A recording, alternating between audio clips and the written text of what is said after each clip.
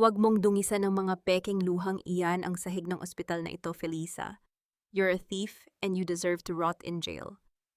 Ang boses ni Doña Imelda ay parang matalas na patalim na humiwa sa katahimikan ng silid. Malamig, walang bahid ng awa at puno ng pot. Sa gitna ng malamig na silid ng San Juan de Dios Hospital, nanatiling nakaluhod si Felisa sa tabi ng kama ng kanyang ina. Hawak-hawak pa rin niya ang isang basang bimpo. Ang kamay niya ay nanginginig habang dahan-dahang pinupunasan ang noo ng kanyang nanay Maria na wala ng buhay. Ilang minuto pa lamang ang nakalilipas ng malagutan ito ng hininga. Ang balat ng kanyang ina ay tila yelo na sa ilalim ng kanyang mga daliri, ngunit mas malamig pa rito ang mga salitang katatapos lang bitawan ng kanyang biyenan. Hindi nag-angat ng tingin si Felisa. Ramdam niya ang bawat tibok ng kanyang puso na tila unti-unting nadudurog sa loob ng kanyang dibdib. Ang lalamunan niya ay nanunuyo at ang bawat hininga ay parang may kasamang bubog na sumasakal sa kanya. Sa labas, ang malakas na buhos ng ulan ay humahampas sa bintana na lumilikha ng isang malungkot na tunog na sumasabay sa kanyang pighati. Narinig ang malakas na pagbukas ng pinto. Ang tunog ng mga sapatos na nagmamadali sa semento ay umalingaw-ngaw. Iyan ang babaeng sinasabi ko, officer. She used her position as a nurse to steal high-dosage painkillers mula sa pharmacy. Ibinibenta niya ang mga iyon sa black market para pambayad sa hospital bill ng nanay niyang malapit ng mamatay. Patuloy ni Doña Imelda, ang kanyang boses ay naging malakas at puno ng drama para marinig ng mga taong nagsisimulang mag-usisa sa hallway. Dahan-dahang binitiwan ni Felisa ang bimpo. Ang puting tela ay nahulog sa sahig ng walang tunog. Ramdam niya ang bigat ng mga posas na biglang lumapat sa kanyang mga pulso. Ang lamig ng bakal ay tila humigop sa natitira niyang lakas. Sa kauna-unahang pagkakataon, nag-angat siya ng tingin, hindi sa pulis kundi sa lalaking nakatayo sa likuran ni Doña Imelda. Mateo? Bulong ni Felisa. Ang kanyang boses ay halos hindi lumabas sa kanyang namamagang lalamunan. Mateo, alam mong hindi totoo ito. Please sabihin mo sa kanila. Kasama kita kanina, di ba alam mong hinding-hindi ko magagawa ito? Si Mateo, ang lalaking nangako sa kanya sa harap ng altar, na poprotektahan siya hanggang sa huling hininga, ay umiwas ng tingin. Inayos nito ang kanyang mamahaling coat at tumingin sa sahig. I'm sorry, Felisa, pero ang ebidensya ay malinaw. You've brought shame to the illuster name. My mother is right, kailangan mong harapin ang batas. Para bang tumigil ang mundo ni Felisa, ang traidor na luha ay mabilis na pumatak mula sa kanyang mga mata, bumabasa sa kanyang maputlang pisngi. Ang sakit ng pagkawala ng kanyang ina ay hinaluan ng isang malupit na katotohanan. Ang pamilyang itinuring niyang sarili ay siya palang kukuha sa kanyang kalayaan. You're heartless ka. Sambit ni Felisa habang hinihila siya ng mga pulis palayo sa kama ng kanyang ina. Namatay ang nanay ko. Wala man lang ba kayong respeto, Mateo? Tumingin ka sa akin, Kil. Ngunit ang tanging tugon ni Mateo ay ang pagtalikod nito. Samantala, si Doña Imelda ay lumapit sa mga reporter na biglang sumulpot sa labas ng kwarto. Ang mukha ng matanda ay biglang nagbago, naging mukha ng isang nagdadalamhating lola na tila hiyang-hiya sa ginawa ng kanyang minugang. Ang pamilya Ilustre ay tapat sa batas. Masakit man sa amin, kailangang managot ni Felisa sa kanyang mga kasalanan, wika ni Doña Imelda sa harap ng mga kumikislap na flash ng camera. Habang hinihila si Felisa palabas ng ospital sa gitna ng ulan at ng nakabubulag na mga ilaw ng media, ang kanyang paningin ay nanatiling nakapako sa pinto ng kwartong kinaroroonan ng kanyang ina. Doon sa gitna ng ingay ng mga sirena at sigaw ng mga tao, isang katanungan ang paulit-ulit na humahampas sa kanyang isipan. Ito ba ang dulo ng lahat ng aking pagtitiis? O ito ang simula ng isang impyernong ako mismo ang magtatapos? Lumayas ka bago ko patawagin ang mga security guard para kaladkarin ka palabas na parang isang asong may rabies. Ang tinig ni Doña Imelda ay umalingaw-ngaw sa malawak na pasilyo ng mansyon ng mga Ilustre, kasing talim ng kidlat na gumuguhit sa madilim na langit ng Maynila. Kakarating pa lamang ni Felisa mula sa presinto matapos siyang pansamantalang mapalaya dahil sa tulong ng isang public attorney. Pagod basa ng ulan at wasak ang puso, ang tanging hangad niya ay isang lugar kung saan siya pwedeng magluksa para sa kanyang ina. Ngunit ang bumungad sa kanya ay hindi yakap ng pakikiramay, kundi ang kanyang mga gamit na isa-isang itinatapon ni Mateo sa labas ng pintuan. Bawat damit na maayos niyang itinupi, bawat alaala ng kanilang 3 taong pagsasama, ay parang mga basurang naglipa na ngayon sa basang semento. Nakita ni Feliza ang kanyang paboritong asul na bestida, ang suot niya noong unang anibersaryo nila ni Mateo, na ngayon ay nakalubog na sa putikan at dinudumihan ng bawat patak ng ulan. Mateo, pakiusap, gabi na, saan ako pupunta? Wala na si nanay, wala na akong matutuluyan.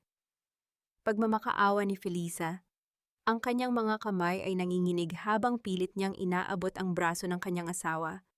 Ngunit mabilis na binitiwan ni Mateo ang huling maleta at itinulak ang kamay ni Feliza palayo. Huwag mo akong hawakan, Feliza. Nakakasuka ang makita ang mukha mo. Ginamit mo lang kami para suportahan ang nanay mong may sakit. Ngayon tapos na ang laro nyo.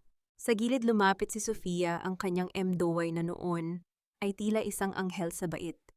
May dala itong baso ng juice at isang nakakalokong ngiti sa mga labi. You know, Feliza, you never really belonged here. Akala mo ba talaga ay magiging senyora ka sa bahay na ito? You were just a temporary nurse with a wedding ring. Isang dekorasyon na ngayon ay sira na at dapat nang itapon sa basurahan. Humagalpak ng tawa si Sofia habang tinitingnan ang nanlilimos na anyo ni Feliza. Lumapit pa ito at sadyang ibinuhos ang juice sa direksyon ng mga gamit ni Feliza, lalong dinudumihan ang mga ito. Naramdaman ni Feliza ang isang matinding hapti sa kanyang dibdib, isang uri ng sakit na mas matindi pa sa anumang pisikal na sugat. Ang bawat salita nila ay tila mga karayom na tumutusok sa kanyang kaluluwa. Ang mansyong ito, na dati ay itinuring niyang tahanan, ay naging isang malamig at malupit na bilangguan. Sa gitna ng kanyang pagkalugmok, nakita ni Feliza ang isang maliit na frame ng larawan na nakasubsob sa putikan. Ito ang tanging litrato nila ng kanyang nanay Maria na magkasama noong huling kaarawan nito. Mabilis niya itong dinampot, hindi inaalintana ang dumi, at niyakap ito ng mahigpit sa kanyang dibdib. Sige, lumayas ka na, isama mo ang dumi ng nakaraan mo, sigaw ni Doña Imelda, bago tuluyang isara ang malaking pinto ng mansyon. Ang tunog ng pagsasara ng pinto ay tila isang huling hatol ng kamatayan sa kanyang buhay bilang isang ilustre. Nanatiling nakatayo si Feliza sa tapat ng saradong gate habang ang malakas na ulan ay patuloy na bumubuhos, tila nakikiramay sa kanyang walang tigil na pagluha. Hawak niya ang dugo ang larawan ng kanyang ina at sa bawat segundo ng katahimikan sa madilim na kalsada, unti-unting napapalitan ang kanyang pighati ng isang malamig na determinasyon. Tiningnan ni Feliza ang malaking logo ng mga ilustre na nakaukit sa gintong gate. Ang kanyang mga mata na dati ay puno ng pagmamahal ay tila naging mga uling na nagbabaga sa gitna ng kadiliman. Hanggang kailan ko titiisin ang mga latay ng inyong kalupitan? Bago ako matutong lumaban para sa aking sariling dangal, hindi mo ba naintindihan, Feliza? Sa mundong ito, walang puwang ang katarungan para sa mga taong walang pangalan at walang kapangyarihan. Ang mga salitang iyon mula kay Aris ay tila isang malamig na buhos ng tubig sa gitna ng nagbabagang lagnat ni Feliza. Nakatayo sila sa loob ng maliit at esterilisadong opisina ni Aris sa ospital. Amoy gamot at kalinisan ang paligid, isang pamilyar na amoy na dati ay nagbibigay kay Feliza ng kapanatagan, ngunit ngayon ay tila sumasakal sa kanya.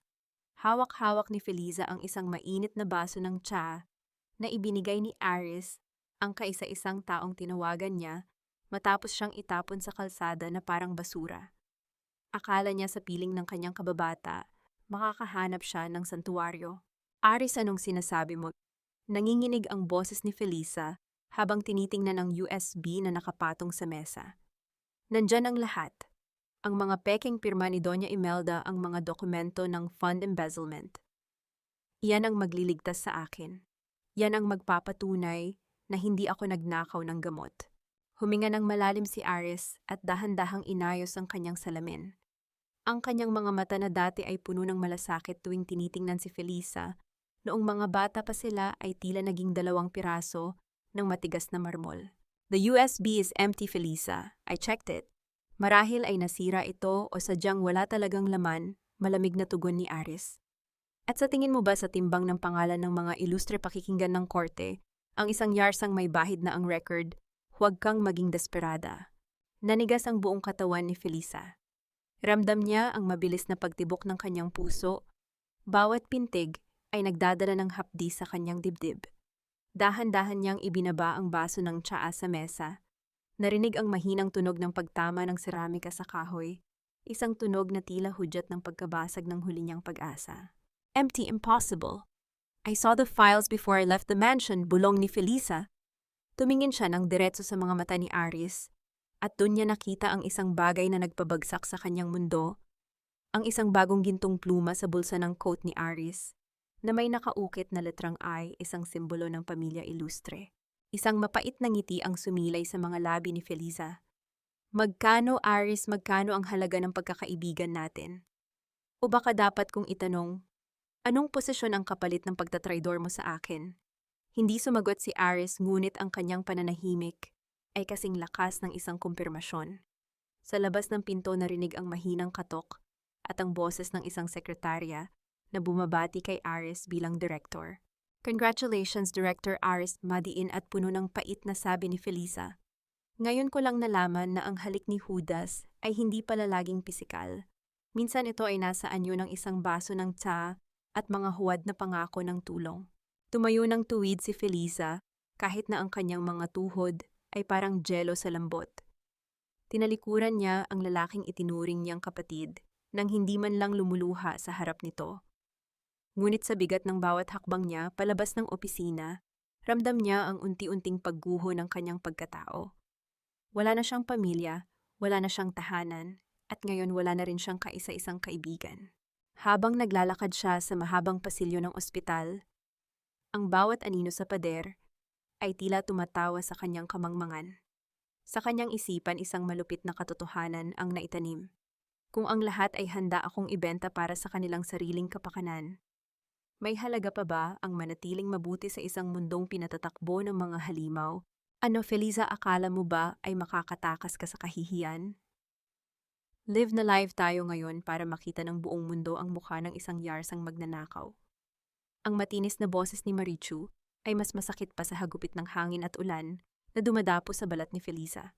Nakatabi si Felisa sa ilalim ng isang barong-barong malapit sa tulay ng Quiapo, yakap-yakap ang kanyang mga binti, upang kahit papaano ay mabigyan ng init ang kanyang nanlalamig na katawan. Sa harap niya hawak ni Marichu ang kanyang cellphone. Ang puting liwanag ng screen ay nakatutok sa basang-basa at maputlang mukha ni Felisa.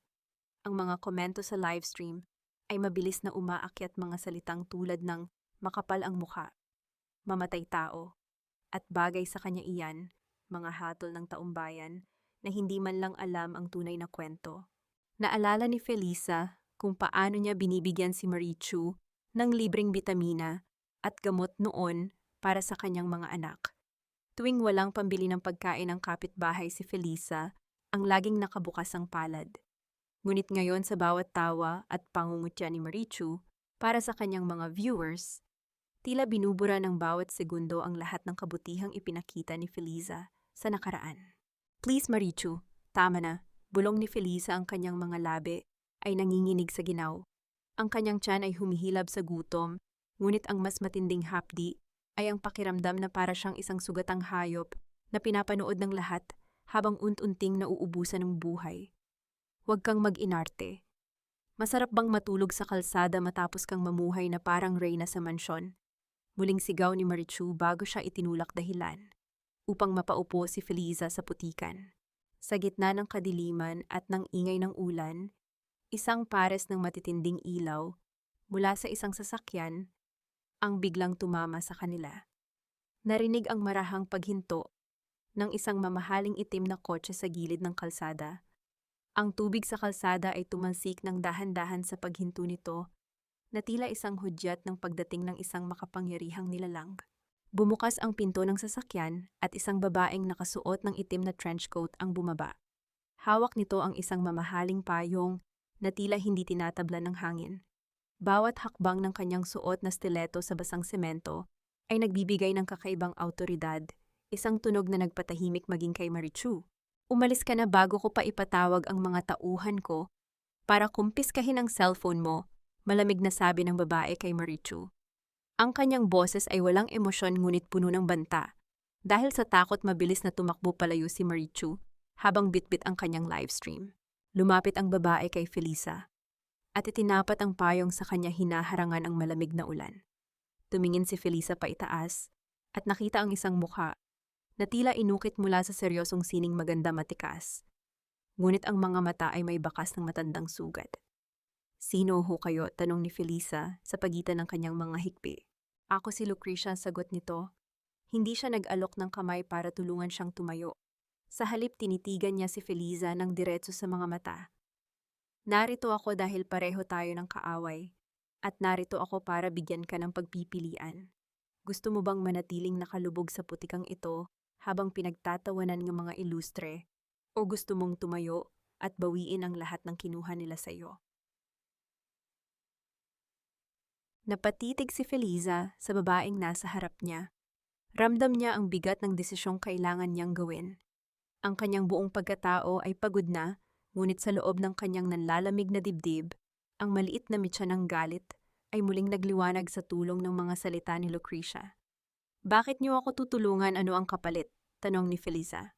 Isang mapait na ngiti ang sumilay sa mga labi ni Lucrecia habang nakatingin sa malayo, tila nakikita ang anino ng mansyong ilustre sa kanyang gunita. Ang kapalit ay ang panonood sa pagbagsak ng imperyong binuo nila sa ibabaw ng ating mga bangkay. "Felisa, handa ka na bang maging halimaw para talunin ang mga halimaw?"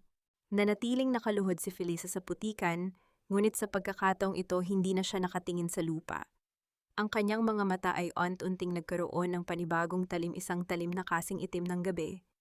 "Magagawa ko bang maging malupit sa mga taong tinuring kong pamilya o lalamunin lamang ako ng puot bago pa man ako makapaghiganti?" "Ang lahat ng ito ay para sa iyo, Felisa. Pinrotektahan ka ng iyong ina hanggang sa huling hininga niya sa paraang hindi mo kailanman inakala." Ang boses ni Lucrecia ay tila isang malalim na himig na bumabalot sa mainit at tahimik na silid ng isang penthouse sa Makati. Dito dinala ni Lucrecia si Felisa matapos ang gabing iyon sa ilalim ng tulay. Sa loob ng silid, ang amoy ng sariwang kape at mamahaling pabango ay malayo sa amoy ng putik at ulan na nakasanayan ni Felisa sa nakalipas na mga araw. Nakaupo si Felisa sa isang malambot na sofa, nakasuot ng malinis na puting roba, habang ang kanyang mga kamay ay mahigpit na nakahawak sa isang mainit na tasa. Sa harap niya ay nakaupo ang isang matandang lalaki na may seryosong mukha, si Attorney Valdez. Inilapag nito ang isang makapal na brown envelope sa ibabaw ng lamesang gawa sa kristal. "Ilang taon kong hinintay ang pagkakataong ito, Hisha," panimula ni Attorney Valdez. "Ang iyong nanay Maria, hindi siya simpleng babae lamang na taga-probinsya. Siya ang kaisa-isang tagapagmana ng Hacienda Negros, ang lupain ng asukal at langis na kinatatakutan at iginagalang sa buong Visayas." Napatitig si Felisa sa abogado, ang kanyang mga mata ay nanlaki sa gulat. "Hacienda Negros, pero lumaki kaming mahirap. Naglalabas si nanay para mapag-aral ako. Namatay siya sa isang pampublikong ospital dahil wala kaming pambayad sa maayos na kagamitan." "Paanong dahil iyon ang pinili niya?" Pagputol ni Lucrecia habang dahan-dahang naglalakad patungo sa bintana nakatingin sa mga ilaw ng lungsod. "Tumakas ang nanay mo sa marangyang buhay dahil sa isang masakit na nakaraan. Pero hindi niya kailanman binitawan ang karapatan mo. Ipinagkatiwala niya sa akin at kay attorney ang isang trust fund na nagkakahalaga ng mahigit 10 bilyong piso. 10 bilyong piso. Ang halagang binanggit ni Attorney Valdez ay tila isang malakas na sampal sa sistema ni Felisa. Naramdaman niya ang panghihina ng kanyang mga tuhod kahit siya ay nakaupo. 10 bilyong piso habang siya ay dinuduraan ng mga ilustre dahil sa utang. 10 bilyong piso habang si Mateo ay tinatawag siyang pabigat. "Bakit ngayon lang ta?" tanong ni Felisa, ang kanyang boses ay puno ng pait. "Bakit hinayaan ni nanay na maghirap kami kung ganito pala kami kayaman?" "Dahil sa Phoenix Protocol na nakasulat sa testamento," sagot ni Attorney Valdez habang binubuksan ang dokumento. "Nakasaad dito na ang lahat ng yaman ay maibibigay lamang sa iyo sa sandaling ikaw ay itakwil o iwanan ng iyong asawa at ng pamilya ilustre. Alam ng nanay mo na kapag nakuha mo ito habang asawa mo pa si Mateo, Kukunin nila ang kalahati sa ilalim ng conjugal property. Pinrotektahan kanya mula sa kanilang kasakiman, Felisa. Hinintay niyang ipakita nila ang tunay nilang kulay bago mo makuha ang iyong sandata. Isang mapait na tawa ang kumawala sa mga labi ni Felisa. Ang kanyang mga luha ay muling pumatak, ngunit sa pagkakataong ito, hindi ito luha ng pighati. Ito ay luha ng matinding ironya. Ang pamilyang pumatay sa kanyang ina at nagtapon sa kanya sa putikan, ay sila rin palang nagbukas ng pinto para sa kanyang pagbangon. So they kicked me out thinking I'm a beggar, bulong ni Felisa, habang hinahaplos ang mga papeles na naglalaman ng kanyang pangalan at ang hindi mabilang na mga zero. They treated me like dirt because they thought I had nothing. And that was their biggest mistake. Dagdag ni Lucrecia habang humaharap sa kanya ang mga mata nito ay nagniningning sa determinasyon. Sa paningin ng mundo, ikaw ay isang kriminal na Yarsa. Pero sa papel na ito, ikaw ang may-ari ng Hacienda Negros. Ikaw ang pinakamayamang babaeng hindi pa nila nakikilala. Tumingin si Felisa sa salamin na nasa dingding. Nakita niya ang isang babaeng maputla, may mga sugat sa braso at bakas ng pagod. Ngunit sa likod ng mga matang iyon, may isang bagong apoy na nagsisimulang mag-alab. Attorney, anong kailangan kong gawin? Tanong ni Felisa. Ang kanyang tinig ay unti-unting nagiging matatag at malamig. Kailangan mong manatiling patay sa paningin nila, Hiha, sagot ni Attorney Valdez.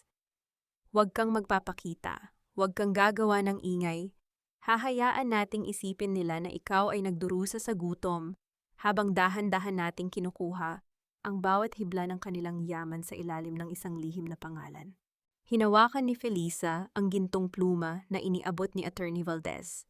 Habang inilalapat niya ang dulo nito sa papel para pirmahan ang kanyang bagong tadhana, naramdaman niya ang isang kakaibang katahimikan sa kanyang paligid.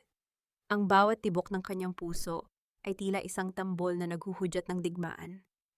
Doña Imelda Iwo Mateo, bulong ni Felisa habang isinusulat ang kanyang pirma.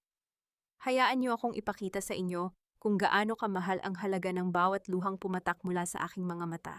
Lumapit si Lucrecia at ipinatong ang kamay sa balikat ni Felisa. Welcome to the game, Felisa, or should I say, the new queen of Hacienda Negros. Nakahinga ng malalim si Felisa, ang hangin sa kanyang baga ay tila naging kasing talim ng yelo. Isang lihim ang nakabaon sa ilalim ng lupa ng Negros, at ito ang magiging libingan ng pamilya Ilustre. Ngunit sa likod ng yaman at kapangyarihang ito, magagawa ko bang panatilihin ang aking puso? O magiging katulad din ako ng mga halimaw na nais kong pabagsakin? Patayin mo ang Felisa na kilala mo bago mo pa maisip na patayin ang iyong mga kaaway. Dahil ang babaeng pusong mamon ay walang puwang sa mundong ito. Ang mga salita ni Lucrecia ay tila isang malupit na utos na bumasag sa katahimikan ng malawak na training room sa loob ng penthouse. Nakatayo si Felisa sa harap ng isang malaking salamin na abot hanggang kisame. Sa loob ng 3 linggo, ang penthouse na ito ay naging kanyang kuta at kanyang paaralan.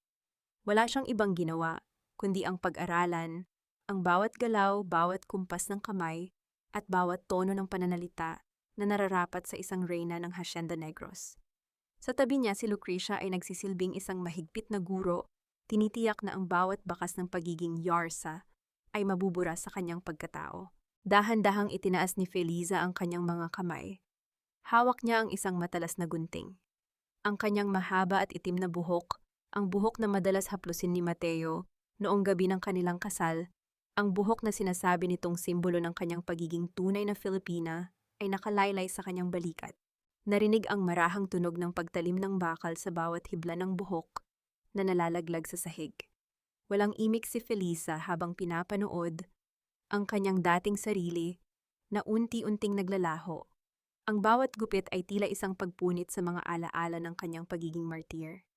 Nang matapos siya ang kanyang buhok, ay hanggang balikat na lamang matalas ang tabas at mas lalong nagpalitaw sa bagsik ng kanyang mga mata. Good, bulong ni Lucrecia habang ipinapakita sa kanya ang isang tablet. Ngayon tingnan mo ang mga taong kinalimutan ka na. Sa screen nakita ni Felisa ang isang post sa social media. Isang marangyang dinner sa isang 5-star restaurant. Naroon si Mateo nakasuot ng bagong suit at sa tabi niya ay isang magandang babae na may hawak na mamahaling bag. Sa kabilang dulo ng mesa Si Doña Imelda ay nakangiti ng malapad tila walang bakas ng konsensya matapos sirain ang buhay ng isang tao. Ang caption ng post ay, "Celebrating New Beginnings and a Brighter Future for the Illustre Group."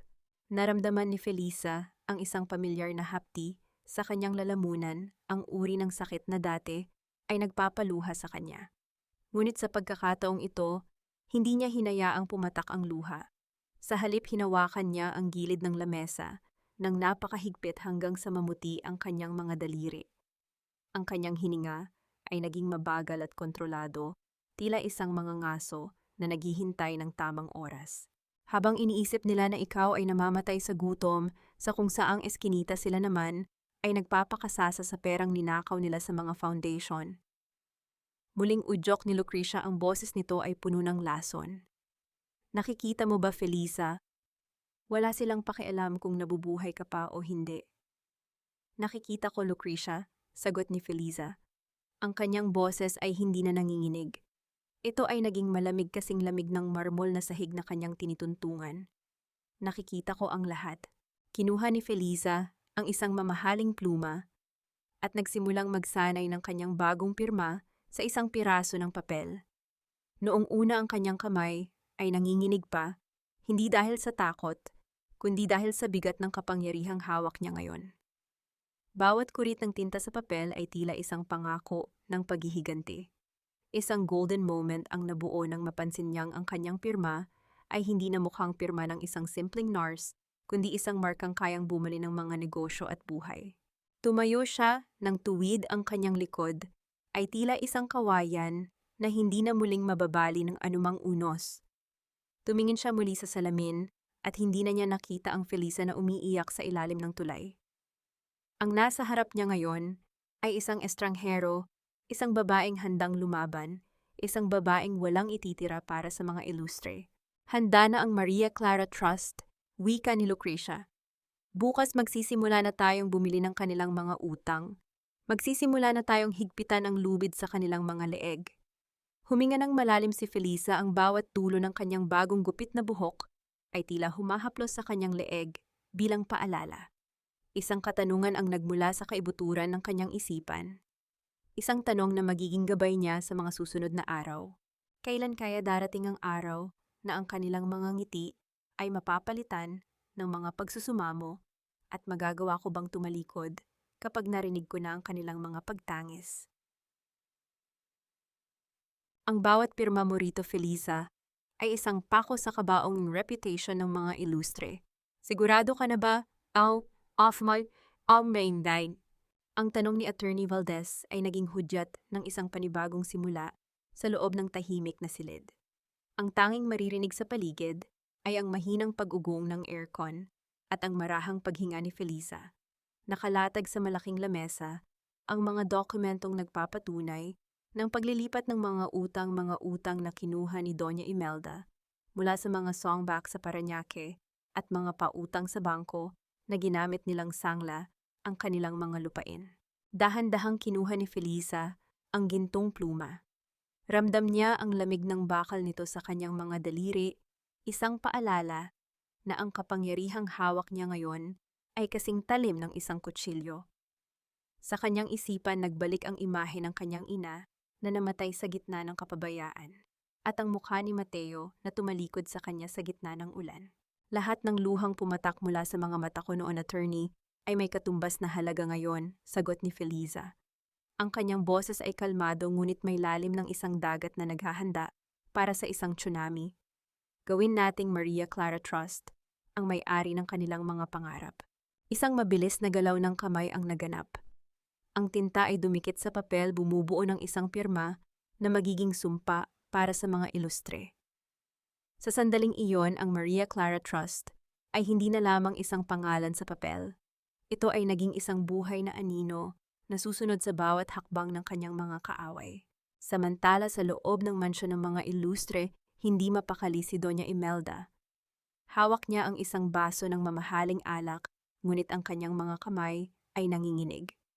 Ang malaking chandelier sa kisame ay tila nagbibigay ng isang maputlang liwanag na nagpapakita sa mga guhit ng katandaan at takot sa kanyang mukha.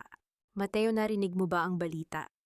Ang utang natin sa Allied Bank, binili na ng isang investment firm na tinatawag na Maria Clara Trust. Wika ni Doña Imelda, ang kanyang boses ay puno ng kaba. Sino ang mga taong ito? Bakit bigla-bigla silang sumulpot? Mom, baka naman coincidence lang yan. Baka gusto lang nilang mag-invest dahil alam nilang malakas ang pangalan natin. Sagot ni Mateo habang abala sa pag-aayos ng kanyang mamahaling relo. Don't stress too much. We still have the charity gala next month. Kapag nakuha natin ang mga bagong investors, mababayaran din natin ang lahat. You don't understand, Mateo, hindi lang bangko ang tumatawag. Maging ang mga pinagkakautangan ko sa casino, sinabing binili na rin ng Maria Clara Trust ang lahat ng mga promissory notes ko, sigaw ni Doña Imelda dahilan, upang mapatigil si Mateo sa kanyang ginagawa. Parang may isang taong dahan-dahang binibili ang buong buhay natin nang hindi natin nalalaman. Natahimik ang buong mansyon. Ang bawat dekorasyon sa paligid, ang mga antigong florera, ang mga mamahaling painting, at ang mga gintong figurin ay tila mga piping saksi sa unti-unting pagguho ng kanilang imperyo. Hindi nila alam na ang babaeng itinapon nila sa kalsada ay ang siya palang humahawak ngayon sa lubid na nakapulupot sa kanilang mga leeg.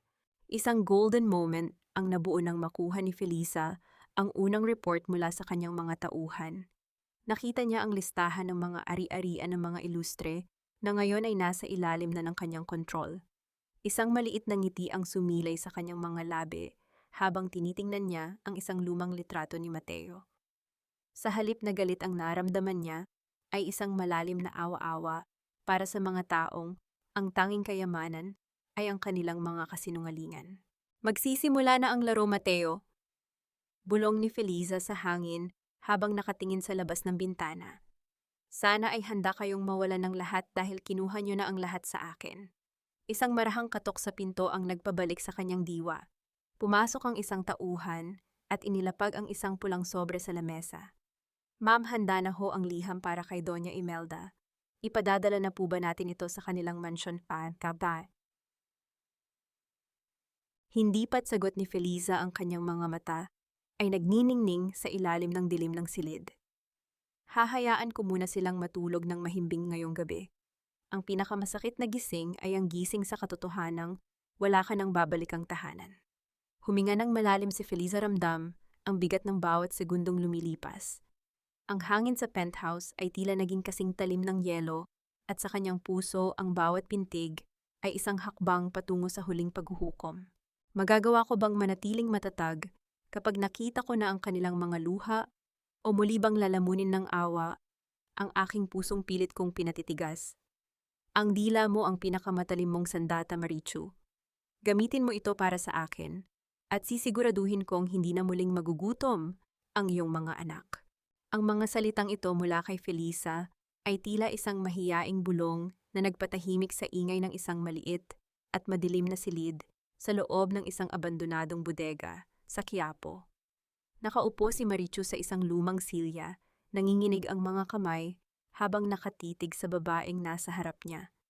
Hindi niya makilala ang babaeng ito, maikli ang buhok, suot ang isang mamahaling itim na terno, at may mga matang tila nakakakita sa kaibuturan ng kanyang kaluluwa. 3 linggo na ang nakalilipas mula nang huling i-livestream ni Marichu si Felisa sa ilalim ng tulay. Ngayon ang Marites ng Quiapo ay mukhang pagod, may mga pasa sa braso mula sa pananakit ng kanyang lasenggong asawa at walang-wala na ring pera dahil sa pagbaba ng kanyang mga viewers. Sino ho kayo? Bakit niyo ako kilala? Tanong ni Marichu. Ang kanyang boses ay nanginginig sa takot.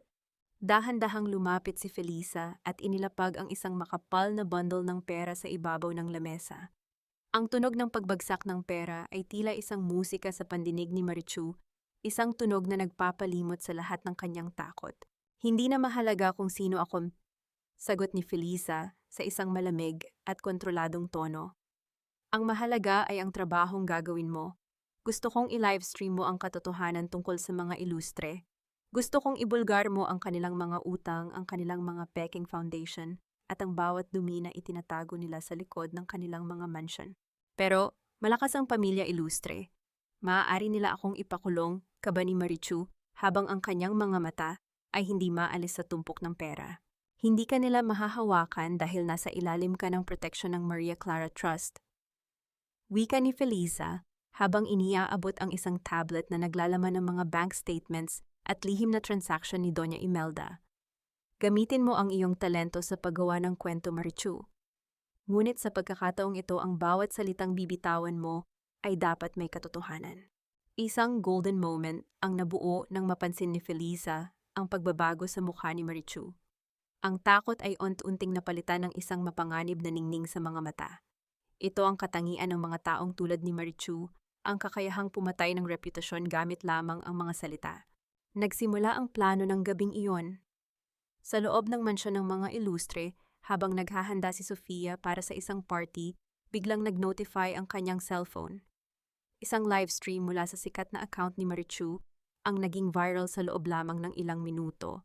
Mga kamarites, akala nyo ba ay ginto ang lahat ng kumikinang pa?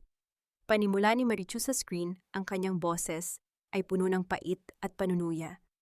Narito ang listahan ng mga utang ng pamilyang akala nyo ay matatag. Alam nyo bang pati ang mansyong kinatatayuan nila ay isinangla na sa Maria Clara Trust? At itong si Doña Imelda, naku pati ang charity funds para sa mga bata ipinambayad sa songback. Mabilis na nagkagulo sa loob ng mansyon. Narinig ang malakas na pagbagsak ng baso mula sa kwarto ni Doña Imelda. Ang tunog ng pagkabasag ng kristal ay tila hudyat ng pagbagsak ng kanilang dangal. Si Mateo ay pabalik-balik sa pasilyo galit na tinatawagan ang kanyang mga PR manager, ngunit wala silang magawa. Ang katotohanan ay kumakalat na parang apoy sa social media. Mateo, gawin mo ang lahat para mapatahimik ang babaeng iyan. Sigaw ni Doña Imelda mula sa kanyang silid. Ang kanyang boses ay puno ng takot at hiya-hiya, ang dalawang bagay na pinakaiingatan niya. Mula sa malayo sa loob ng kanyang tahimik na penthouse, pinapanood ni Felisa ang kaguluhan sa screen ng kanyang tablet. Nakita niya ang bawat comment ng mga taong galit, ang bawat share ng mga taong dating humahanga sa mga ilustre.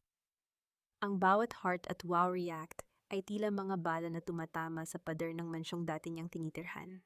Ngunit sa kabila ng tagumpay na ito, nakaramdam si Felisa ng isang kakaibang bigat sa kanyang dibdib. Habang pinapanood niya ang pagbagsak ng pamilyang nanakit sa kanya, hindi niya mapigilang maisip ang kanyang ina. Nanay, sapat na ba ito? Bulong niya sa hangin. Sapat na ba ang hiyang nararanasan nila para pambayad sa buhay mong kinuha nila? Huminga ng malalim si Felisa, ramdam ang lamig ng gabi na pumapasok mula sa bintana. Ang hangin ay tila nagdadala ng mga bulong ng nakaraan at sa bawat segundo ng katahimikan, ang kanyang determinasyon ay lalong tumitindi. Magagawa ko bang tumigil kapag nakita ko na silang gumagapang sa lupa o magpapatuloy ako hanggang sa wala na silang matirang kahit isang hibla ng pagkatao? Mawalang galang na Mr. Illustre, pero ang singsing na ito ay wala ng halaga. Gaya ng pangakong binitawan kasabay nito, ito ay isa na lamang piraso ng metal na kinalawang na ng panahon at kasinungalingan. Ang boses ni Felisa ay kasing talim ng hiwa ng diamante habang binibitiwan niya ang mga salitang iyon sa loob ng isang pribadong silid sa isang high-end jewelry appraisal office sa Makati.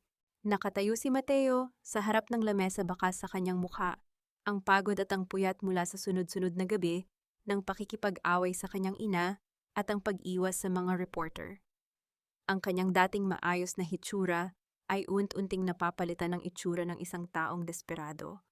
Hawak niya ang isang maliit na velvet box, ang engagement ring na ibinigay niya kay Felisa, ang singsing na kinuha ni Doña Imelda mula sa kanya noong gabing pinalayas siya sa mansyon. Nakalubog si Felisa sa isang malaking leather chair, nakasuot ng malapad na sombrero at malaking itim na salamin na halos tumatakip sa kalahati ng kanyang mukha. Sa ilalim ng lamesa, ang kanyang mga kamay ay mahigpit na nakakuyom, ang kanyang mga kuko ay bumaon sa sariling palad upang pigilan ang panginginig. Ang amoy ng mamahaling pabango ni Mateo, ang amoy na dati ay nagbibigay sa kanya ng seguridad, ay tila isang lason na nagpapasuka sa kanya ngayon. "Excuse me, this is a family heirloom, it's priceless." Sagot ni Mateo, ang kanyang boses ay mataas pilit na itinatago ang kahihiyan. "Kailangan ko lang ng cash para sa isang urgent business transaction. Hindi ko ito ibebenta kung hindi importante. Lahat ng bagay ay may presyo, Mateo. lalo na ang mga bagay na pilit mong isinasalba habang lumulubog na ang iyong barko. Malamig na tugon ni Felisa. Dahan-dahan niyang kinuha ang singsing gamit ang isang tweezers. Ang pagtama ng metal sa kristal ng lamesa ay lumikha ng isang mahinang tunog na tila isang huling tibok ng puso. Ramdam ni Felisa ang isang kakaibang hapdi. Tinitingnan niya ang singsing na dati ay simbolo ng kanyang mga pangarap. Naalala niya kung paano lumuhod si Mateo sa ilalim ng mga bituin, nangangakong hinding-hindi siya iiwan. Ngayon, ang lalaking iyon ay nasa harap niya ibinebenta ang tanging natitirang ebidensya ng kanilang pagmamahalan para lamang pambayad sa mga utang ng kanyang mapang-aping ina. Isang golden moment ang naganap nang mapansin ni Felisa ang mga kuko ni Mateo. Marumi ang mga ito at may mga bakas ng kagat, isang bisyo ni Mateo tuwing siya ay sobrang natataranta. Noong nurse pa siya si Felisa, ang matyagang naglalagay ng gamot sa mga sugat sa daliri nito. Ngayon habang tinitingnan niya ang mga sugat na iyon, ang tanging naramdaman niya ay isang malalim na pagkasuklam. I can offer you 10% of its market value. Take it or leave it, wika ni Felisa habang inilalapag ang isang tseke sa lamesa. 10%. That's an insult. Galit na sabi ni Mateo, ngunit ang kanyang mga mata ay nanatiling nakapako sa tseke. Alam ni Felisa na kukunin ito ni Mateo. Alam niya ang takot sa mga mata ng kanyang dating asawa, ang takot na maging mahirap, ang takot na mawalan ng pangalan. Kinuha ni Mateo ang tseke ng mabilis, ang kanyang mga kamay ay nanginginig habang isinusubi ito sa kanyang bulsa. Sino ka ba talaga? Bakit parang kilalang kilala mo ako? Tumayo si Felisa ng dahan-dahan. Ang tunog ng kanyang mga takong sa sahig ay tila bawat segundo ng isang orasan na naghuhudyat ng kanyang tagumpay. Lumapit siya ng bahagya kay Mateo, sapat lamang para maamoy nito ang kanyang kakaibang pabango, isang halo ng sampagita at mamahaling sandalwood, ang amoy na paborito ni Nanay Maria. Ako ang anino ng bawat taong sinaktan niyo, Mateo. Bulong ni Felisa, ang kanyang boses ay tila isang hangin na nagdadala ng lamig ng sementeryo. At tandaan mo, ito ang perang hawak mo ngayon ay hindi sapat para bilhin ang iyong kapayapaan. Habang naglalakad si Mateo patungo sa pinto, bigla itong huminto. Lumingon siya, ang kanyang mga mata ay puno ng pagkalito at isang hindi maipaliwanag na takot. Felisa, to. Ang mahinang tawag nito, isang bulong na tila nagmula sa kabilang mundo. Nanigas si Felisa sa kanyang kinatatayuan. Ang kanyang puso ay tila tumigil sa pagtibok. Sa gitna ng katahimikan ng silid, ang tanging maririnig ay ang malakas na paghinga ni Mateo at ang malakas na pintig ng sarili niyang dugo sa kanyang mga tainga. Magagawa ko bang harapin ang lalaking ito nang walang maskara o tuluyan, na bang nilamon ng galit ang mukhang dati niyang minahal? Akala ko ay kapatid kitang ituturing, pero isa ka palang linta na uhaw sa dugong hindi naman kailanman magiging marangal. Ang boses ni Felisa ay pumutol sa malamig at esterilisadong katahimikan ng bagong opisina ni Ares. Nakatayo siya sa tapat ng malaking bintana kung saan tanaw ang buong lungsod. Ang kanyang anino ay mahaba at madilim sa makintab na sahig. Si Ares ay nakasandal sa kanyang malaking leather chair, ang kanyang mga binti ay magkapatong.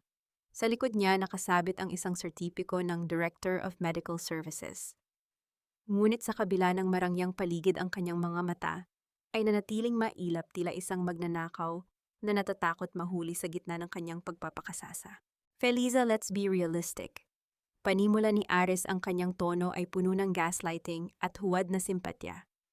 Hindi mo ba naiisip I saved you from a long jail time? Kung hindi ko ibinigay ang USB kay Doña Imelda, baka hanggang ngayon ay nasa loob ka pa rin. I chose the path that benefits everyone. Look at me now, I can help people from this position. Help people? Isang mapait na tawa ang kumawala sa mga labi ni Felisa. Ang sabihin mo, tinulungan mo ang sarili mo. Ibinenta mo ang kaisa-isang ebidensya ng katotohanan para sa isang upuan na gawa sa kasinungalingan. Pero ang pinakamasakit, Ares, nalaman ko na kung bakit. Dahan-dahang naglakad si Felisa patungo sa mesa ni Ares. Ang tunog ng kanyang mga takong ay tila bawat tibok ng isang orasan na naghuhudyat ng huling paghuhukom. Inilapag niya ang isang brown na folder sa tapat ni Ares. Anak ng kasalanan. Bulong ni Felisa Ang bawat salita ay punong-puno ng pagkasuklam. Kaya mo pala ako ibinenta dahil kailangan mong patunayan ang halaga mo sa nanay mo. Kay Doña Imelda. Nanigas si Ares. Ang kanyang mukha ay biglang nawalan ng kulay tila isang bangkay na binuhusan ng asido. Ang kanyang mga kamay na kanina ay kampante ay yun-unting nanginig sa ibabaw ng mesa. Paano? Paano mo nalaman? Nauutal na tanong ni Ares. Hindi mahalaga kung paano sagot ni Feliza.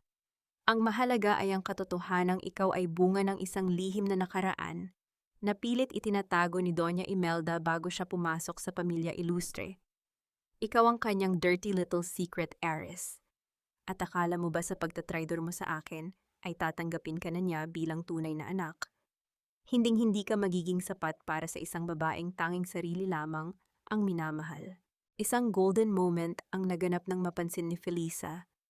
Ang isang kristal na plaque sa ibabaw ng mesa ni Aris. Ang Outstanding Physician of the Year. Dahan-dahan niya itong kinuha. Ramdam niya ang bigat at ang lamig nito. Tiningnan niya ang mukha ni Aris na puno ng takot. Sa isang mabilis na galaw, binitawan ni Feliza ang plaque sa loob ng malaking basurahan sa tabi ng mesa. Narinig ang malakas at matunog na pagtama ng kristal sa ilalim ng basurahan. Isang tunog ng pagtatapos ng anumang respeto na natitira kay Feliza para sa lalaking ito. Ang basurang ito ay para sa basurang katulad mo, Aris, madiing sabi ni Feliza. Tumayo si Aris, ang kanyang galit ay sumasabog na. Wala kang ebidensya, walang maniniwala sa iyo. Doña Imelda will protect me. She needs me now more than ever. Isang malamig na ngiti ang sumilay sa mga labi ni Feliza habang kinukuha niya ang isang puting papel mula sa kanyang bag.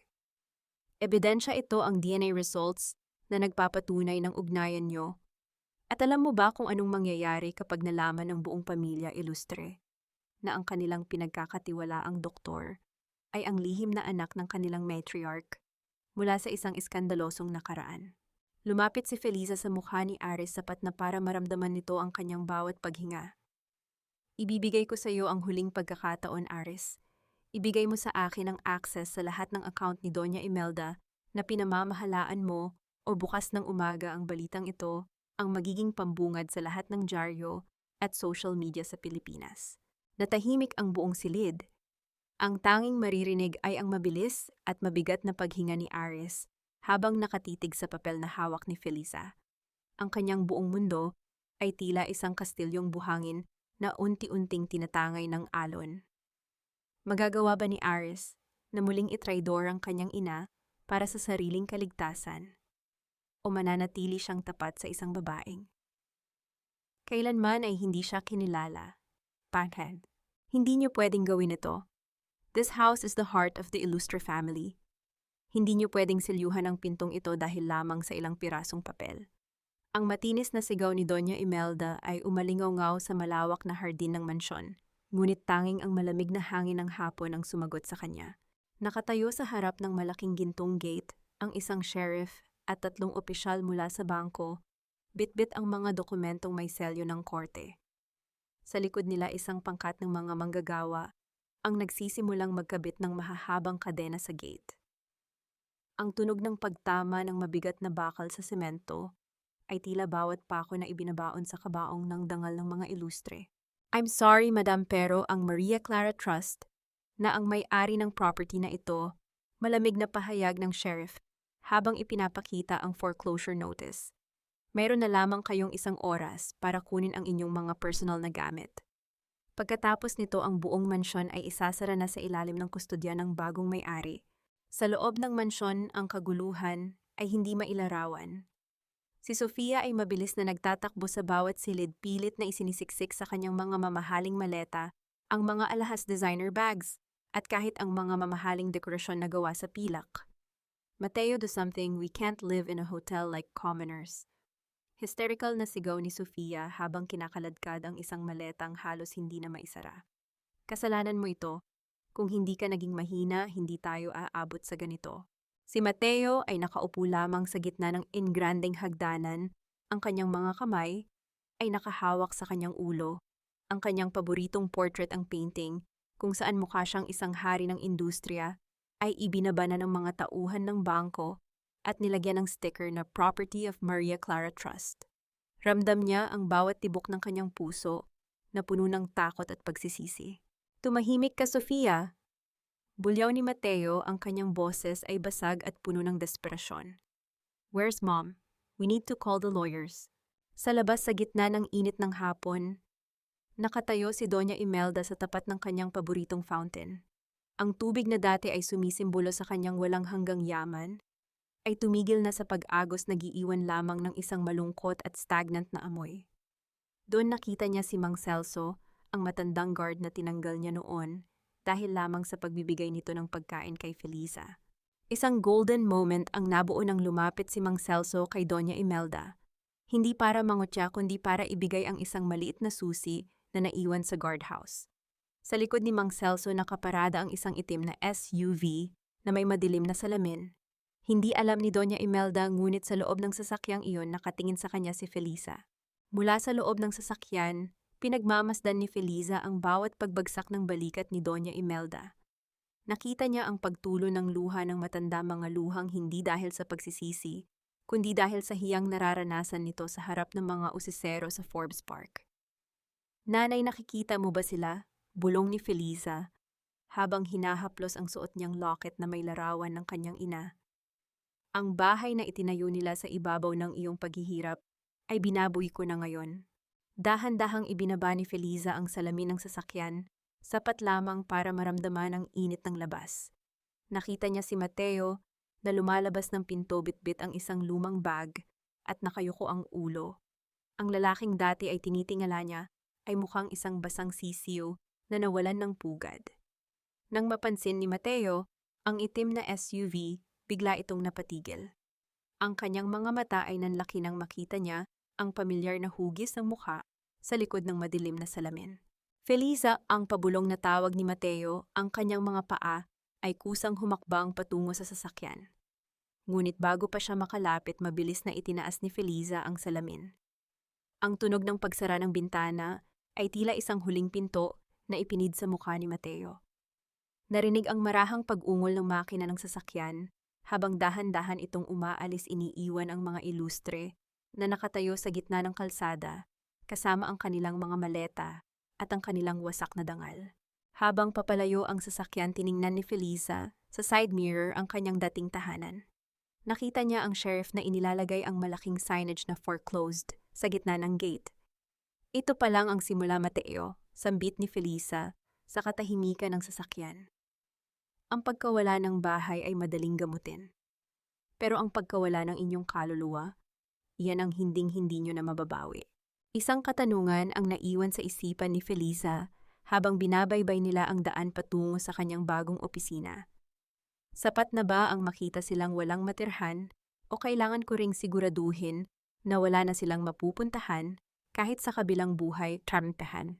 Kailangan nating magmukhang mayaman, Mateo, kahit ang suot natin ay hiram na hiyas lamang. Ang pangalang ilustre ay hindi pwedeng ituring na pulubi sa harap ng mga taong iyon. Ang tinig ni Doña Imelda ay nanginginig hindi sa otoridad, kundi sa desperasyon habang inaayos niya ang isang imitasyong kwintas sa kanyang leeg sa loob ng isang masikip na hotel room. Ito ang gabi ng Shangri-La Charity Gala, ang pinakamalaking pagtitipon ng mga elite sa Pilipinas. Para sa mga ilustre, ito ang huli nilang baraha. Umaasa silang sa pamamagitan ng pagpapakita ng huwad na liyab, makakakuha sila ng isang investor na magliligtas sa kanila mula sa bangkarota. Ngunit sa likod ng kanilang mga mamahaling hiram na tuxedo at gown, ang amoy ng luma at murang hotel room ay tila dumidikit sa kanilang balat, isang amoy na hindi kayang takpan ng anumang pabango. Samantala sa kabilang bahagi ng lungsod, nakatayo si Felisa sa harap ng isang malaking salamin sa loob ng kanyang penthouse. Ang kanyang suot na pulang gown ay tila isang dumadaloy na apoy, yari sa telang kasing lambot ng hininga, ngunit kasing tibay ng kanyang paninindigan. Ramdam ni Felisa ang bigat ng mga tunay na esmeralda sa kanyang leeg, mga hiyas na minana niya sa kanyang nanay Maria, ang tunay na reyna ng Hacienda Negros. Isang golden moment ang nabuo ng dahan-dahang hawakan ni Felisa, ang maliit na locket na nakatago sa ilalim ng kanyang gown. Sa loob nito ay ang larawan ng kanyang ina, nakangiti at payapa. Naramdaman ni Feliza ang isang malamig na panginginig sa kanyang mga daliri. Ang kanyang puso ay tumitibok ng mabilis, tila isang tambol na naghuhudyat ng pagsisimula ng huling sayaw. Ang kanyang mga mata na dati ay puno ng luha ay naging kasing talim ng mga bituin sa madilim na langit. Handa na ang lahat, Feliza po. Wika ni Lucrecia habang pumapasok sa silid. Nakasuot ang abogado ng isang elegante ngunit seryosong itim na terno. Ang system ng ballroom ay nasa ilalim na ng kontrol ng ating mga tauhan. Sa sandaling tumuntong ka sa entablado, ang lahat ng kanilang mga kasinungalingan ay maglalaho. Huminga ng malalim si Feliza, ramdam ang lamig ng aircon na humahalos sa kanyang balat. Ang katahimikan sa loob ng silid ay tila isang panalangin bago ang bagyo. Sa kanyang isipan naririnig niya ang mga pangungutya ni Doña Imelda at ang pananahimik ni Mateo noong gabing kailangan niya ito. Ang bawat sakit na iyon ay naging gasolina para sa apoy na nagliliyab sa kanyang dibdib ngayon. Sa loob ng engranding ballroom ng Shangri-La, ang ingay ng mga tawanan at tunog ng mga basong nagtatama ay umalingaw-ngaw sa ilalim ng malalaking chandelier. Naroon ang mga ilustre pilit na nakikipag-usap sa mga dating kakilala, ngunit pansin ang pag-iwas ng marami sa kanila dahil sa mga kumalat na balita sa livestream ni Marichu. Ang bawat sulyap at bulungan sa paligid ay tila mga latay na humahampas sa kanilang mga mukha. Biglang namatay ang mga ilaw sa buong ballroom na nagdulot ng isang matinding katahimikan. Ang tanging maririnig ay ang mabilis na paghinga ng mga tao at ang marahang paghampas ng mga kortina. Isang malakas at makapangyarihang boses mula sa mga speaker ang bumasag sa kadiliman na nagpatayo sa balahibo ng lahat ng naroroon. Ladies and gentlemen, tonight we witness the rise of a new era in the industry. Please join us in welcoming the woman who now holds the future of the Illustre Group in her hands. Anunsyo ng Master of Ceremonies, ang kanyang boses ay puno ng paggalang. The founder of the Maria Clara Trust and the sole heiress of Hacienda Negros. Bumukas ang malaking pinto sa dulo ng ballroom at isang matinding spotlight ang tumama sa isang figura. Isang babaeng nakapula, may maikling buhok na matalas ang tabas at may tindig na tila hindi kayang buwagin ng anumang unos. Naramdaman ni Mateo ang isang matinding panunuyo sa kanyang lalamunan. Ang kanyang mga kamay ay nanginig habang nakatitig sa babaeng dahan-dahang naglalakad sa red carpet. Ang amoy ng sampagita at sandalwood ay tila humahalimuyak sa buong silid, isang amoy na nagpabalik sa kanya sa mga gabing mayroon pa siyang tunay na tahanan. Sino ang babaeng ito na tila may dala ng kapangyarihan ng isang buong hukbo? At ano ang kanyang gagawin kapag nalaman ng lahat na ang reynang ito ay ang nurse na kanilang hinamak? Hindi maaari, patay ka na. Dapat ay nabubulok ka na sa kung saang eskinita, Feliza. Ang boses ni Doña Imelda ay isang basag na bulong na halos hindi lumabas sa kanyang mga labi na ngayon ay kasing puti na ng kanyang imitasyong perlas. Nakatayo si Feliza sa gitna ng entablado sa ilalim ng nakabubulag na liwanag ng mga spotlight. Ang kanyang pulang gown ay tila isang buhay na apoy na tumutupok sa lahat ng kadiliman sa loob ng ballroom. Ramdam niya ang bawat mata ng mga elite ng Maynila na nakatitig sa kanya, ang bawat bulungan na biglang naputol at ang matinding katahimikan na bumalot sa buong silid. Sa ibaba nakita niya si Mateo. Ang kanyang dating asawa ay parang isang estatwa na gawa sa yelo, nakabukas ang bibig at ang kanyang mga mata ay naniningkit sa hindi maipaliwanag na takot at paghanga. Ang baso ng alak na hawak nito ay dahan-dahang tumagilid, hinahayaan ang pulang likido na tumulo sa kanyang hiram na tuksido, ngunit tila wala siyang nararamdaman. Magandang gabi sa inyong lahat, panimula ni Feliza. Ang kanyang boses ay hindi nanginginig. Ito ay malamig, malinaw at may awtoridad na tila nagmumula sa bawat lupain ng Hacienda Negros. Marahil ay nagtataka kayo kung sino ako. O baka ang ilan sa inyo tulad ni Doña Imelda ay nagtataka kung paanong ang isang magnanakaw ay nakatayo sa harap ninyo ngayon. Security, ilabas ang babaeng iyan. She's an imposter, isang kriminal. Sigaw ni Doña Imelda, ang kanyang boses ay pumutok sa histeryosong tono habang pilit na humahakbang patungo sa entablado. Ngunit bago pa makalapit ang mga guwardya, itinaas ni Feliza ang kanyang kamay.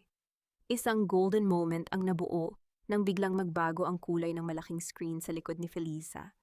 Ang logo ng charity ay naglaho at napalitan ng isang video na malabo ngunit malinaw ang boses. Huwag kang mag-alala, Aris. Ang boses ni Doña Imelda mula sa speaker ay umalingaw-ngaw sa buong ballroom. Ang USB na ibinigay mo ay susunugin ko. Sa oras na mapatalsik natin si Felisa, ang posisyon ng direktor ay sayo na. Isang yarsa lang siya, walang maniniwala sa kanya laban sa isang ilustre. Sinundan ito ng mga larawan ng mga bank statement, mga lihim na account ni Doña Imelda, kung saan dumaan ang perang ninakaw sa charity fund. Ang bawat slide, ang bawat numero, ay tila mga sampal na nagpapatumba sa matatayog na pader ng pamilya ilustre. Ito ang katarungang pilit ninyong ibinoon sa ilalim ng inyong mga mansyon. Wika ni Felisa, habang tinitingnan ang nanliliit na anyo ni Doña Imelda sa ibaba. Ang Maria Clara Trust ay hindi itinatag para sa pera. Itinatag ito para sa bawat taong pinagnakawan nyo ng dangal. Narinig ang marahang pagbukas ng malalaking pinto sa gilid ng ballroom. Pumasok ang isang pangkat ng mga lalaking nakasuot ng barong at may hawak na mga badge ang National Bureau of Investigation. Ang tunog ng kanilang mga sapatos sa carpet ay tila isang martsa ng kamatayan para sa ambisyon ni Doña Imelda. Doña Imelda Ilustre Dr. Aris Mercado, kailangan nyo kaming samahan para sa mga kasong estafa, falsification of documents at embezzlement. Malamig na pahayag ng opisyal. Ang ballroom na kanina ay puno ng musika at tawanan ay naging isang eksena ng kaguluhan. Nakita ni Felisa si Aris na pilit na nagtatago sa likod ng mga kurtina, ngunit mabilis siyang nahawakan ng mga awtoridad. Ang mga flash ng camera ay walang tigil sa pagkutitap, kumukuha ng bawat segundo ng pagbagsak ng mga hari at reyna ng kasinungalingan. Tumingin si Felisa kay Mateo na ngayon ay nakaluhod na sa sahig habang pinapanood ang kanyang ina na pinupusasan. Ang kanilang mga mata ay nagtagpo sa huling pagkakataon. Walang galit sa mga mata ni Felisa, tanging isang malalim at malamig na katahimikan. Ang akala nyo ay kinuha nyo ang lahat sa akin, Mateo. Bulong ni Felisa kahit alam niyang hindi siya naririnig nito. Pero ang totoo, pinalaya nyo lang ang halimaw na kayang pumatay sa inyong lahat gamit ang katotohanan. Habang hinihila si Doña Imelda palabas ang matanda, ay lumingon at sumigaw ng mga sumpa. Ngunit ang kanyang boses ay nalunod sa ingay ng mga usisero. Nanatiling nakatayo si Felisa sa gitna ng entablado, ang kanyang likod ay tuwid, ang kanyang puso ay tila isang payapang dagat matapos ang isang malakas na unos. Tapos na ba ang laban o ito pa lamang ang simula ng isang buhay na wala ng anino ng nakaraan? Felisa, sandali, pakinggan mo muna ako, pakiusap. Ang basag na tinig ni Mateo ay umalingaw-ngaw sa malawak at tila sementeryong katahimikan ng ballroom. Ang mga bisita ay nag-alisan na dala ang mga tsismis na wawasak sa pangalang ilustre habang buhay. Ang mga ilaw ng chandelier ay dahan-dahang namamatay, na nag-iiwan ng mahahabang anino sa sahig na dati ay pinuno ng karangyaan. Napatigil si Felisa sa kanyang paglalakad patungo sa exit. Hindi niya nilingon ang lalaking tumatakbo sa kanyang likuran, ngunit naramdaman niya ang hangin sa paligid na tila bumibigat. Ang kanyang pulang gown ay marahang humahaplos sa sahig, isang tunog na kasing pino ng isang babala. Narinig ni Felisa ang isang mabigat na tunog, ang tunog ng pagtama ng mga tuhod ni Mateo sa matigas na sahig. Lumingon siya ng dahan-dahan at nakita ang kanyang dating asawa, ang lalaking dati ay tinitingala niya bilang kanyang mundo na ngayon ay nakaluhod sa kanyang harapan. Ang hiram na taksido ni Mateo ay may bahid ng natapong alak at ang kanyang buhok ay gulo-gulo malayo sa imahe ng isang makapangyarihang tagapagmana. Felisa, patawarin mo ako. Napilitan lang ako. Alam mong si Mama ang may hawak ng lahat. Wala akong magawa. Hikbi ni Mateo habang pilit na inaabot ang laylayan ng gown ni Felisa. Ang kanyang mga kamay ay nanginginig, ang mga mata ay puno ng desperasyon at huwad na pagsisisi. Mahal kita, Felisa. Hindi iyon nagbago. Ngayong nasa iyo na ang lahat, pwede nating simulan muli. Pwede tayong bumalik sa dati. I will make it up to you, I promise. Isang malamig na ngiti ang sumilay sa mga labi ni Felisa habang tinitingnan ang lalaking nasa kanyang paanan. Ramdam niya ang isang matinding golden moment. Naalala niya ang gabing lumuhod din siya sa harap ni Mateo sa gitna ng ulan, nagmamakaawa na huwag siyang itapon sa kalsada, ngunit ang tanging nakuha niya ay ang pagtalikod nito. Ngayon ang gulong ng tadhana ay bumalik sa kanya. Mahal mo ako, Mateo. Ang boses ni Felisa ay parang haplos ng yelo sa balat. Dahan-dahan siyang yumuko sapat na para makita ang bawat butil ng pawis at luha sa mukha ni Mateo. Noong namatay ang nanay ko, at hinayaan mong pusasan ako ng mga pulis, nasaan ang pagmamahal mo? Noong nalaman mong ninakawan ni Doña Imelda ang mga bata sa foundation para pambayad sa songback, at nanahimik ka, nasaan ang prinsipyo mo? I was scared, Felisa, natatakot ako para sa ating kinabukasan. Sigaw ni Mateo, pilit pa ring ginagamit ang salitang atin. Wala nang tayo, Mateo. Ang tanging atin na natira ay ang utang na dapat niyong bayaran sa buhay ng nanay ko, mading sabi ni Felisa. Kinuha niya mula sa kanyang maliit na bag ang tseke na ibinigay ni Mateo sa kanya noong nagbenta ito ng singsing sa appraisal office.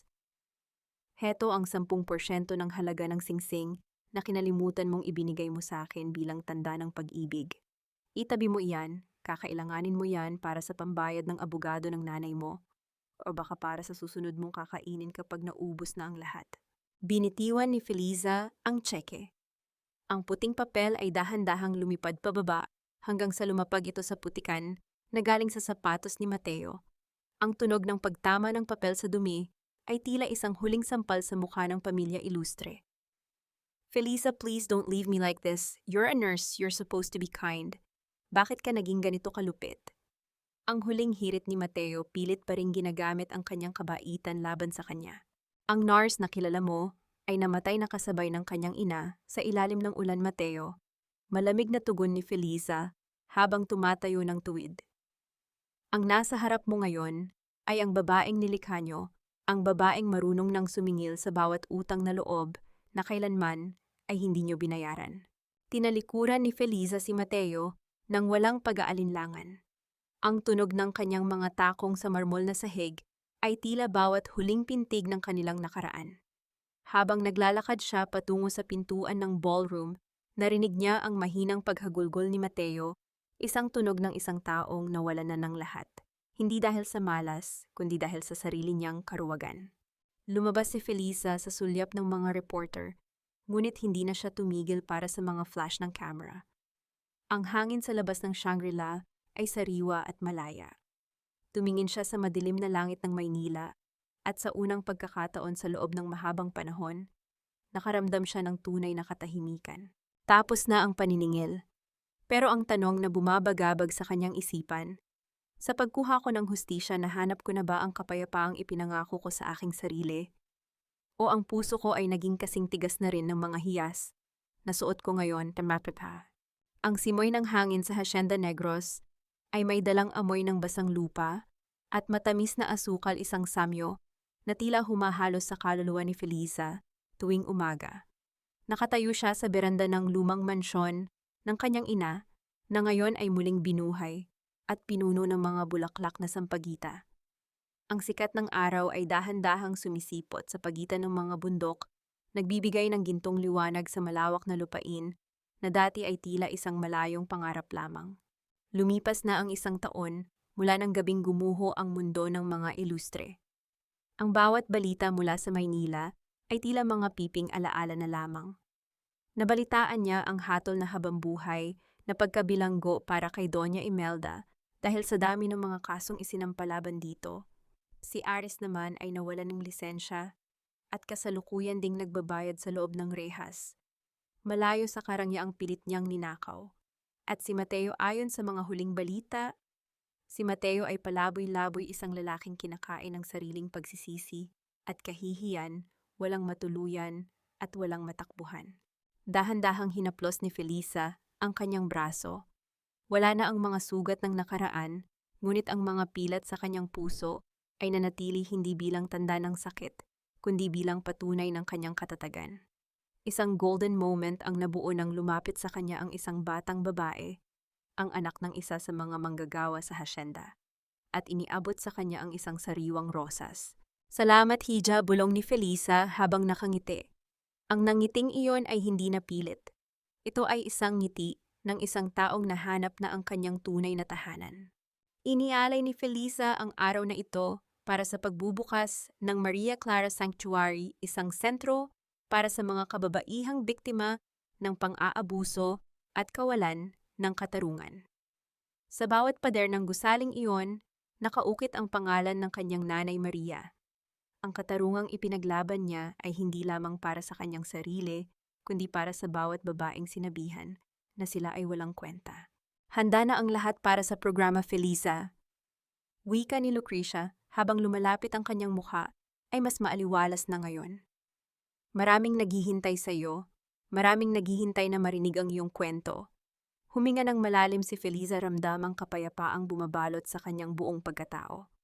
Tumingin siya sa langit at tila nakita niya ang anino ng kanyang ina, nakangiti at malaya sa gitna ng mga ulap. Nanay, hindi na ako natatakot sa ulan, bulong ni Felisa sa hangin. Dahil nalaman ko na pagkatapos ng pinakamalakas na unos ang lupang dinilig ng luha, ang siyang nagbibigay ng pinakamatamis na bunga. Sa kanyang pagbaba sa mansyon, ang tunog ng kanyang mga hakbang ay hindi na tunog ng paghihigante. Ito ay tunog ng pag-asa. Pinatawad na ni Felisa ang kanyang sarili sa pananatiling tahimik noon at sa pagpapalaya sa kanyang galit, nahanap niya ang katahimikang hindi kayang bilhin ng 10 bilyong piso. Ang kwento ni Felisa ay hindi nagtapos sa pagbagsak ng kanyang mga kaaway, kundi sa pagbangon ng kanyang sariling dangal. Dahil sa dulo ng bawat laban, ang tunay na tagumpay ay ang kakayahang magmahal muli simula sa pagmamahal sa sarili. Ang bagong umaga sa Hacienda Negros ay nagsimula na at kasabay nito ang isang buhay na wala ng anino ng nakaraan. Ang tamis ng asukal sa Hacienda Negros ay hindi na muling mababahiran ng alat ng mga luhang pumatak sa dilim. Sa wakas, ang bawat kumpas ng hangin sa mga tubuhan ay awit na ng kalayaan at hindi na bulong ng pighati. Mga mahal kong tagapakinig mula sa kaibuturan ng aking puso, maraming salamat sa inyong matiyagang pagsama sa akin sa bawat yugto ng buhay ni Felisa. Aminin ko sa inyo, habang binubuo ko ang bahaging iyon sa ospital kung saan kinaladkad si Felisa ng mga pulis habang malamig pa ang bangkay ng kanyang ina, ay hindi ko rin napigilang manghina at mapaluha. Masakit makita ang isang taong ang tanging hangad ay maglingkod at magmahal, ngunit ang tanging natanggap ay kalupitan mula sa mga taong dapat ay nagtatanggol sa kanya. Ang kwentong ito ay hinubog mula sa mga tunay na damdamin at mga laban na kinakaharap ng maraming kababaihan. Sa ating lipunan, mga laban na madalas ay hindi naririnig, ngunit nararamdaman sa bawat patak ng luha sa gabi. Sa ating buhay, madalas tayong maging parang isang nurse na tila laging handang gamutin ang sugat ng iba, tinitiyak na maayos ang lahat, habang ang sarili nating puso ay tila isang pasyenteng nakalimutan sa dilim. Ngunit ang natutunan natin kay Felisa ay ito: ang tunay na lunas sa ating pagkatao ay hindi matatagpuan sa anumang botika, kundi sa lakas ng ating loob, na linisin ang sarili nating sugat at lagyan ito ng benda ng pagpapahalaga sa sarili. Ang katarungan ay parang isang lupang tigang. Kailangan nating bungkalin ang bawat kasinungalingan at diligan ito ng ating tapang hanggang sa tumamis ang bunga ng ating paghihirap. Kung kayo ang nasa kalagayan ni Felisa, sa tingin niyo ba ay naging sapat ang naging kapalaran ni Mateo? O may bahagi sa inyo na gustong bigyan siya ng pangalawang pagkakataon? Naniniwala ba kayo na ang pananahimik ay isang uri ng kahinaan o isa itong matalinong paghahanda para sa isang mas malakas na pagbangon?